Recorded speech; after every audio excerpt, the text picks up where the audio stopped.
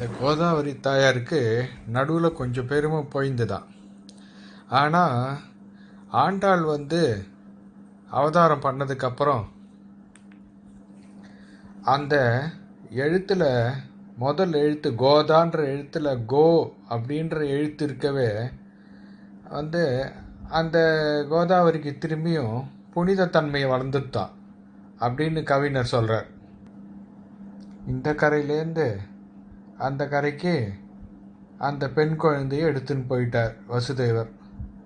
திரும்பவும் காராகிரகத்துக்கு உள்ளே போகும்போது வழக்கம் போல் அந்த கதவெல்லாம் சாத்திண்டு தான், செங்கிலியெல்லாம் கை காயில் திரும்பியும் பிணைஞ்சிண்டு தான் அந்த குழந்தைய அங்கே கொண்டு போய் வச்சதுக்கப்புறம் அந்த பெண் குழந்தை வீல்னு கத்தித்தான். உடனே அந்த காவலாளிகள்லாம் முழிச்சுட்டாலாம். உடனே போய் கம்சங்கிட்ட சொல்ல, கம்சன் பார்த்தானா, என்ன இது தேவர்கள் கூட பொய் சொல்ல ஆரம்பிச்சிட்டாளே, நாம தான் இப்படி பொய் சொல்லின்னு தெரிஞ்சிருந்தோம், 8வது கர்ப்பத்தினால உனக்கு மரணம்னு சொன்னாலே 8வது குழந்தை பெண் குழந்தையா இருக்கு அப்படின்னு யோசிச்சானா. சரி, எதுவாக இருந்தாலும் 8வது குழந்தையினால மரணம்னு சொல்லியிருக்கா அப்படின்னு அந்த குழந்தையும் தூக்கி செவுத்தில் அரைஞ்சி கொலை பண்ண போனானா. அப்போது அந்த பெண் குழந்தை ஆகாச வாகத்தில் நின்றுண்டு, கம்சா, என்னை எதுக்கு கொல்ல பார்க்குற, உன்னை கொல்ல வேண்டியவன் அக்கறையில் வளர்றான், முடிஞ்சா தேடி பார்த்து கொண்டுக்கோ அப்படின்னு அந்த யோகமாயை சொல்லிட்டு தான் மறைஞ்சிட்டாளாம். உடனே கம்சனுக்கு ரொம்ப பதட்டமாக போச்சு. எல்லா அசுரர்களையும் கூப்பிட்டான், எல்லா காவலாளிகள் எல்லாரையும் கூப்பிட்டான். உடனேயே 5 நாட்களில் உள் இருக்கும் அத்தனை சிசுவையும் கொண்டுங்கோ, அக்கறைக்கு போய் அசுரர்களை விட்டு யாரு என்ன ஏதுன்னு கண்டுபிடிச்சி உடனே அந்த சிசுவை கொல்ல சொல்லுங்க அப்படின்னு பதட்டமாக ஒரு அரச கட்டளையை போட்ட. அப்போது முதல்ல அப்படி கண்ணனை கொல்ல வந்தது பூத்தனான்ற ஒரு அரக்கி. அவ தன் ஸ்தனத்து முழுக்க விஷப்பாலை விஷத்தை தடவிண்டு பால் கொடுக்க வந்தாலாம் கிருஷ்ணருக்கு.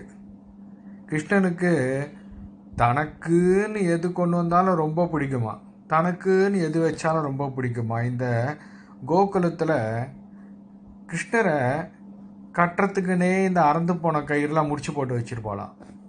அதை பார்த்தா கிருஷ்ணனுக்கு ரொம்ப பிடிக்குமா. வெண்ணெயை கண்டா ரொம்ப பிடிக்குமா. இந்த உடஞ்ச உரலெல்லாம் ஓரமாக போட்டு வச்சுருப்பாளாம், அதை கண்டா ரொம்ப பிடிக்குமா. ஏன்னா அது மேலே ஏறி நின்று வெண்ணெய் எடுக்கலாம் இல்லையோ. கிருஷ்ணனுக்கு தனக்குன்னு ஒன்று கொண்டு வந்தான்னா அதை ரொம்ப ஆசையாக வாங்கிப்பானா. அதே போல தான் இந்த பூத்தனா கொடுக்க வந்த விஷப்பாலையும் அவ்வளோ ஆர்வமாக குடித்தானா. ஏன் சில குழந்தைங்கள்லாம் யசோதை அப்போ தான் பால் கொடுத்துட்டு கீழே விட்டுட்டு போயிருக்கா, ஏதோ உள்பக்கம் வேலையை பார்க்குறதுக்கு. அந்த சமயம் இந்த பூத்தனா இவனுக்கு பால் கொடுக்க எத்தனைக்கும் போது அவனுக்கு பசி, உலகம் உண்ட பெருவாயன். எப்போவுமே சில குழந்தைகள்லாம் நினச்சி அதுக்கு பசி எடுத்துக்கும். அதுபோல் கிருஷ்ணனுக்கும் அப்போ பசி.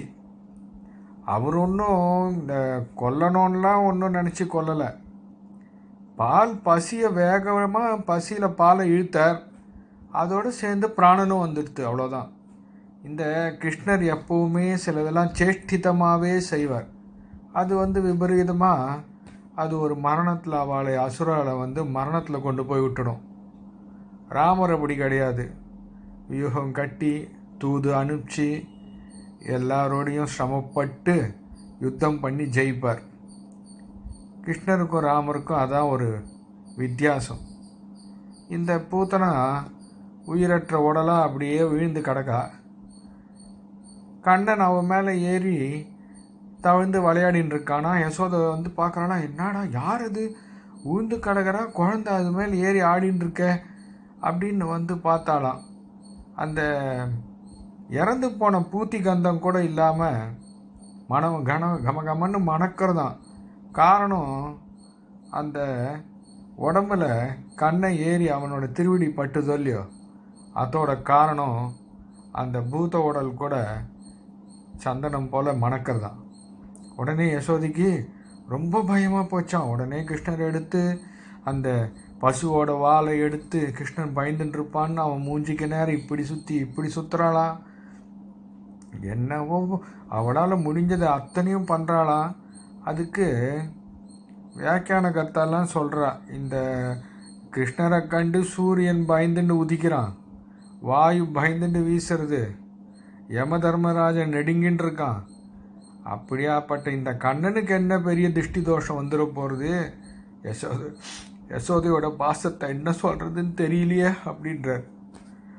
அந்த அளவு கண்ணன் மேலே அவ்வளவு பாசமாக யசோதைக்கு. உடனே இந்த கோபர்கள்லாம் என்ன பண்ணாலாம், அது ஒரு 12 மைல் தூரத்துக்கு கடக்கான் அந்த உடம்பு. இது எப்படி அப்புறப்படுத்துறதுன்னு தெரியாமல் எல்லாத்தையும் தனித்தனியாக சதைச்சி எடுத்துன்னு போய் ஊருக்கு வெளியில் போட்டாலாம். இப்படி ஒரு பூத்தனைன்ற அரக்கிய கிருஷ்ணன் வதம் பண்ணான். இந்த பூத்தனை முதல் கடைசியாக வந்தது கேசின்னு ஒருத்தன் குதிரை முகத்தோட. இவ்வளோதான் அசுரர்கள் அந்த கம்சங்கிட்ட இருந்தால் போல இருக்குது. அத்தனை பேரையும் அனுப்பிச்சான். அனுப்பிச்சதில் கிருஷ்ணன் அத்தனை பேரையும் வதம் பண்ணிட்டார். இவன் சொல்கிறா, இந்த வியாக்கியான கர்த்தாலாம் சொல்கிறா, இந்த கோகுலம் வந்து ஒரு வழி பாதை. அந்த ஒரு வழி பாதையில் உள்ளே வரலாம், ஆனால் வெளியில் போக முடியாது. விரோதியாக இருந்தால் கண்ணை கொண்டுடுவான், பக்தாளாக இருந்தால் கண்ணனை பார்த்து பரவசத்தில் கண்ணனை விட்டு போகவே மாட்டா, அங்கேயே இருந்துருவா. ஆக மொத்தத்தில் கோகுலம் ஒரு வழி பாதை, உள்ளே வரலாம், ஆனால் அந்த ஊரை விட்டு யாரும் வெளியில் போக முடியாதுன்றார். ஒரு விளக்கை ஏற்றி வச்சோம்னா விட்டில் பூச்சி வந்து தானாக விழற மாதிரி எல்லா அசுரர்களாலும் ஆயர் குலத்து அணி விளக்கு கண்ணன், அந்த விளக்கில் வந்து எல்லா அசுரர்களும் விட்டில் பூச்சி மாதிரி வந்து விழுந்து எல்லாரும் மரணம் அடைஞ்சா.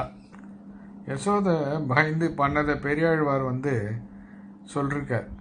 புரோகிதரெல்லாம் கூப்பிட்டாலாம், என்ன ஐம்படை தாலி பண்ணி போட்டாலாம் குழந்தைக்கு பயந்துன்றுத்துன்னு.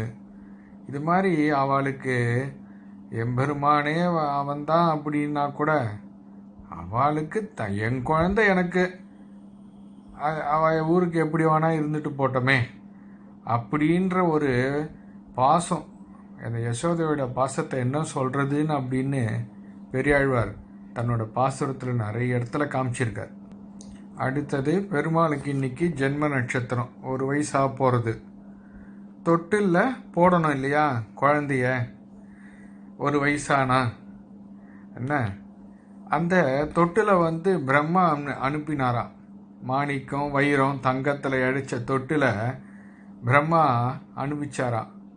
யசோதை அதெல்லாம் இல்லை, எங்கள் தாத்தா படுத்திருந்த தொட்டில், அதில் வந்து அவர் தாத்தா இருக்கும்போது இருந்த ஒரு மரக்கட்டை கூட அதில் இருக்காது, எல்லாத்தையும் சரி பண்ணி வச்சிருப்பா.